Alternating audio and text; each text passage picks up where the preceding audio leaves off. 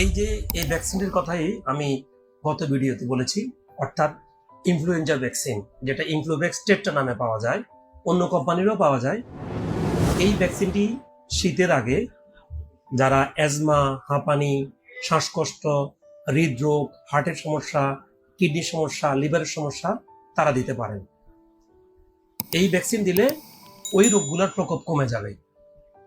আর বাচ্চাদের ক্ষেত্রে কি 6 মাস থেকে 8 বছর বয়সী বাচ্চাদের জন্য 2টো ডোজ দিতে হবে। অর্থাৎ আজকে যদি 10 তারিখে একটি ডোজ দেন, সামনের মাসে 10 তারিখে আরেকটি ডোজ দিবেন, এরপরে প্রতি বছর বছর একই সময় দিবেন।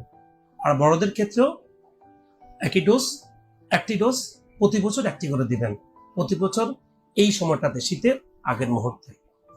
তো আপনারা আবার দেখে নিন, এই ভ্যাকসিনটা হচ্ছে ইনফ্লুভেক্স টেট্রা। অন্য কোম্পানিটাও পাওয়া যায়, কিন্তু এটা অ্যাভেলেবল সব জায়গায় পাবেন। আল্লাহ হাফেজ।